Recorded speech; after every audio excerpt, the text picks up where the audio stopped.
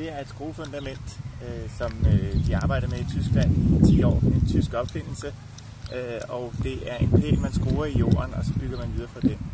Det har en stor fordel, fordi at den er konisk og komprimerer jorden, så man skal ikke grave, og man drejer skruen ned med hånden eller med en maskine.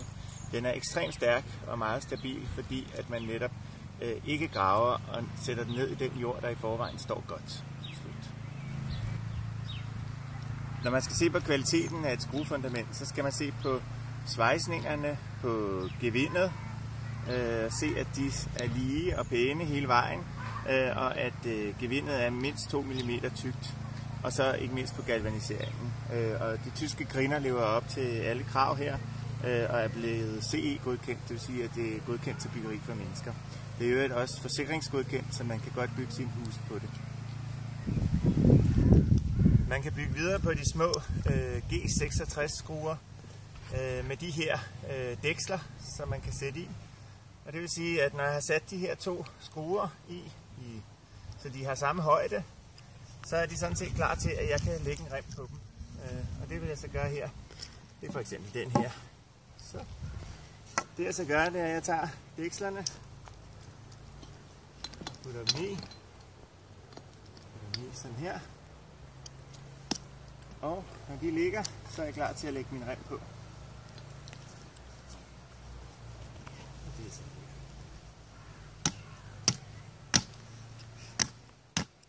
Så er jeg markeret, hvor de skal sidde. Så kan jeg sådan set sætte den op. Ja. Så skal jeg lige huske at skrue skruen ordentligt ud, så vi kommer i. Sådan. Når de så sidder her i de huller, der er markeret, så skal jeg bare skrue dem fast. Jeg kan gøre sådan her.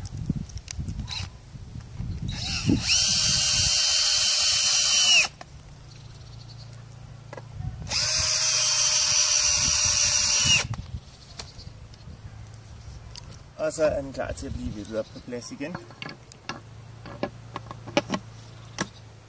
Og så skal den bare spændes fast med den rustfri stålbold herover.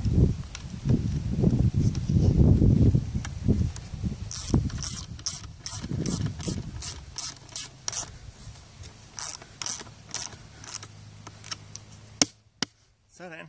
Den kan bære 250 kg og tager 200 kg i træk. Når man skal sætte et skruefundament, så er det vigtigste at slå et eller bore et lige styre- og kontrolhul til skruen. Nu skal jeg sætte en lille skrue i her, og det vil sige, at jeg skal ikke bruge så meget plads, så jeg skal kun så langt ned. Cirka en 40-50 cm.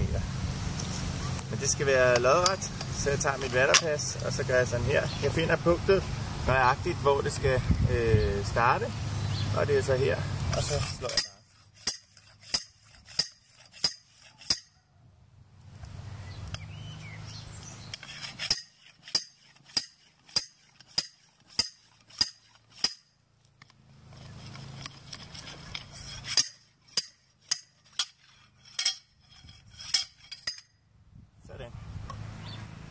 Nu har jeg slået mit styrehul og forhul, og det gik fint.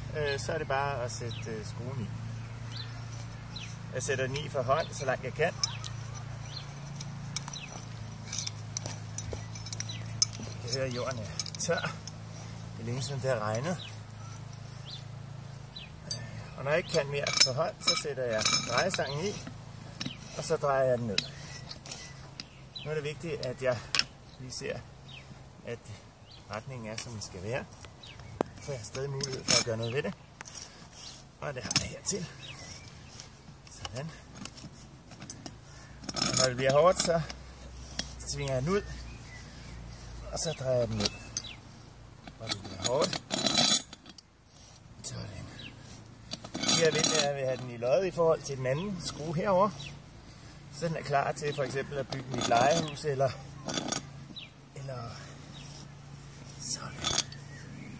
Eller et andet byggeri på. Det kunne være en udestue.